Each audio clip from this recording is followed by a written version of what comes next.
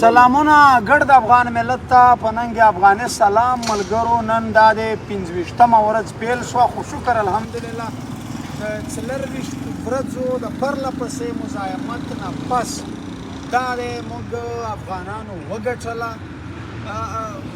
هغه په شعر کې ما ورته ویلي وو چې دا به یادګار جنګ وي د حق او د باطل ترمنځ چې وسلوال دښمن ته زه په خالي لاس ولاړو نو موږ د وخت د مغرورو جنرالانو جابرانو غرور په دغه سړک باندې مات کړ د خاورې سره مو خاورې کړ 24 ورځې مو په خپل سپېڅلي مزاحمت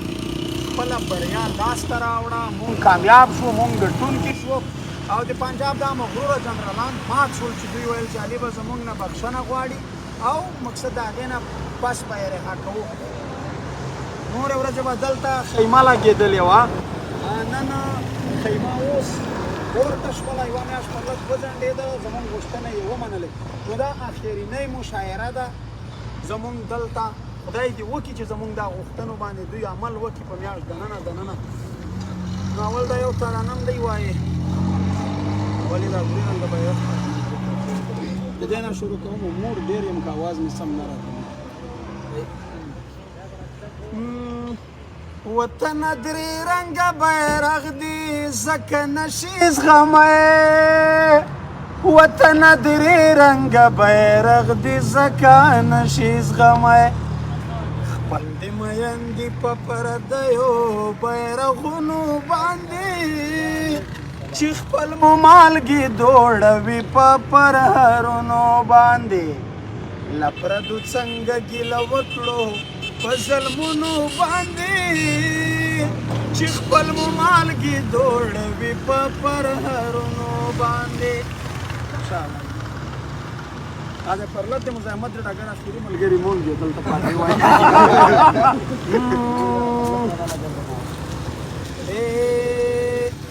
چې دا د آدمي تشدد به هم حد وي او که نه چې دا د آدمي تشدد به هم حد وي او که نه آخر دشمن مو شو راستړی په مرګونو باندې چې خپل مو مالګې دوړوي په پرهرونو باندې له پردو څنګه ګیله وکړو په ظلمونو باندې چې خپل مو مالګې دوړوي په پرهرونو باندې پښتنې پیغلې مو آخر دې حد ته ورسېدې پښتنې پیغلې مو آخر دې حد ته ورسېدې د بېوسۍ شوهار لیکي په مړوندونو باندې چې خپل مو مالګې دوړوي په پرهرونو باندې له پردو څنګه ګیله وکړو په ظلمونو باندې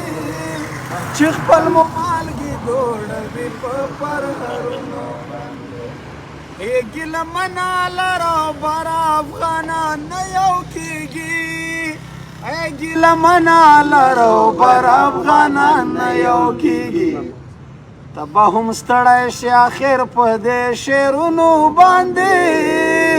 چې خپل مو مالګې دوړوي په پرهرونو باندې له پردو څنګه ګیله وکړو په ظلمونو باندې چې خپل مو مالګې دوړوي په پرهرونو باندې نه بس د مزاحمت د ډګر آخریني ملګري آخرینۍ شپه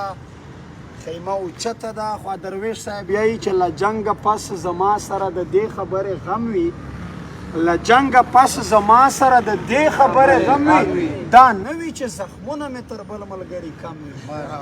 نو ډېره زیاته مننه د هغو ټولو ملګرو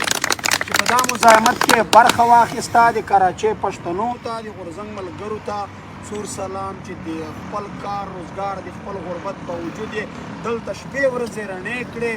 له هر قسمه سختۍ ځانونه تېر کړل خو خپل کام ته یې بریا او د خپل کام هغه هدف یې وګټلو نو خدای دې وکړي چې لر او بر چې څومره هم په نړۍ کې افغانان مېشت دي چې دا ټول سره یو موټی یو لاس شي او یو خپلواک وطن یو خپلواک ټاټوبی ولرو او د ازادۍ په ازاده فضا کې ساه ولرو ډېره زیاته مننه چې هر چا په دې پرلت کې زموږ سره